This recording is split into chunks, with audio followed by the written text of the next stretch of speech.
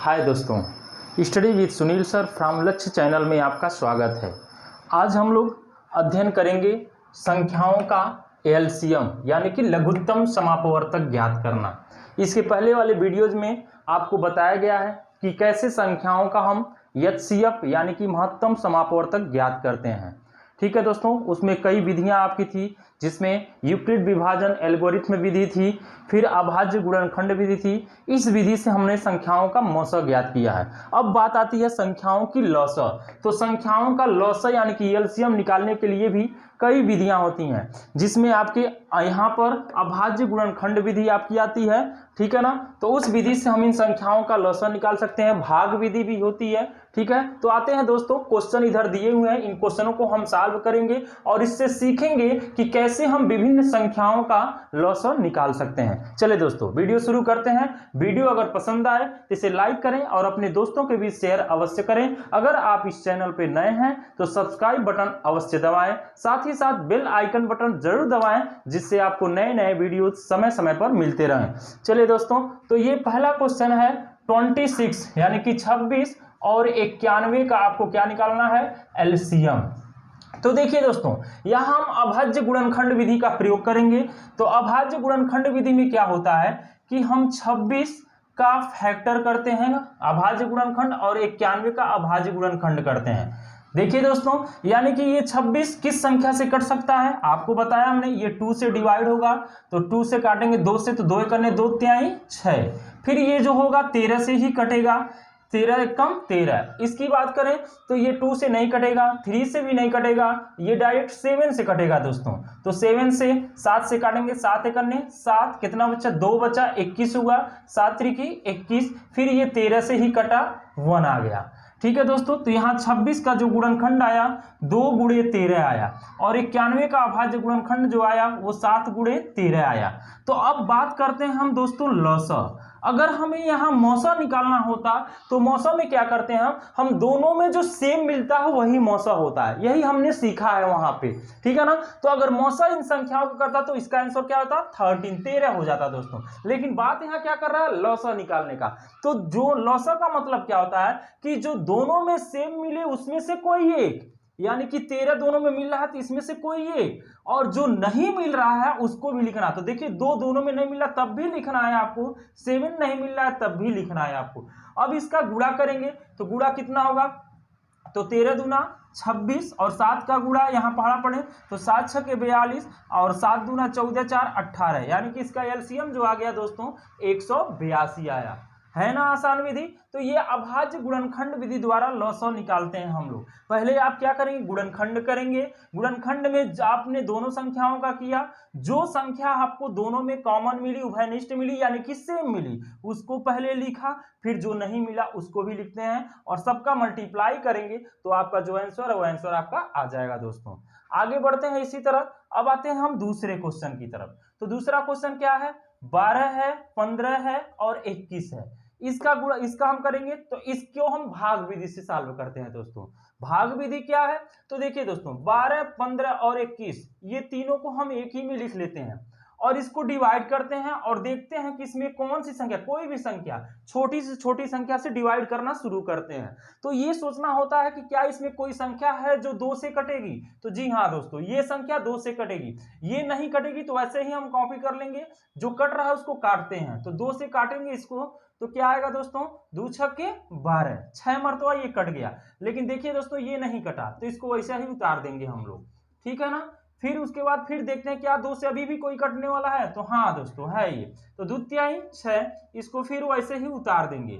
फिर अब देखते हैं क्या 2 से कटेगा, तो नहीं दोस्तों। अब नंबर 3 का लगा, ये तो कटने वाला है। तो 3 करने 3, 5 15, 3 सते 21।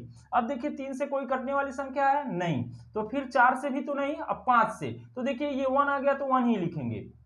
5 करने 5, अब ये 7, तो अब किससे कटेगा दोस्तों, 7 से। तो ये वैसे ही दोनों 1 और ये आ जाएगा 1। यानी कि ये प्रक्रिया हम तब तक करेंगे जब तक आपका नीचे क्या ना आ जाए, 1 ना आ जाए।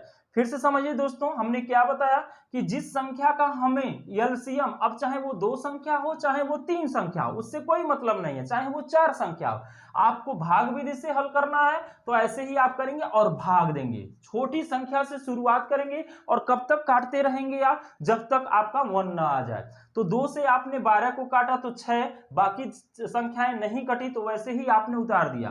फिर आपने 2 से काटना शुरू किया, तब तक काटेंगे जब तक 2 से डिवाइड वाला आपका समाप्त ना हो जाए। फिर नंबर 3 का आया तो 3 से आपने काटा, फिर नंबर 5 का आया, फिर नंबर 7 का आया। इस तरह से आपको ये संख्याएं आ गई। अब यहां से लौसा क्या आया, तो लौसा आया यहां पर 2 गुणे 2 गुणे 3 गुणे 5 गुणे 7, ये आपकी संख्याएं हो गई दोस्तों। तो देखिए दोस्तों ये गुणा करने का भी हम तरीका आपको बता रहे हैं। तो यहां से देखिएगा इन चारों संख्याओं, इन पांचों संख्याओं का गुणा करेंगे तो यहां 7 पचे 35, ठीक है दोस्तों। अब 35 दूना 70 हम जानते हैं, अब 70 में क्या आ गया 0, 70 में क्या आ गया 0, अब 7 बचा, 7 आपको लेके चलना है। तो देखिए दोस्तों 7 दूना 14, 14 तिया 42, ये आ गया 420। ये मल्टीप्लाई करने का भी हमने आपको तरीका बताया। आप ऐसी संख्याओं में मल्टीप्लाई कीजिए जिसमें 0 आ जाए, आसानी से आप कर सकते हैं। जैसे हम कर सकते थे 7 में 35 नहीं 105, तो इसमें 0 नहीं आ रहा था, तो ऐसे में क्या करें दोस्तों कि 7 पचे 35, 35 दूना 70, बीच में 3 छोड़ा है अभी, 70 में क्या लिख दिया 0, 7 बचा, अब 7 दूना 14 तिया 42, ये एलसीएम हो गया। यानी कि 12, 15 और 21 का एलसीएम क्या हो गया दोस्तों 420 हो गया दोस्तों। आया समझ में। फिर आते हैं अगले क्वेश्चन की तरफ। अगला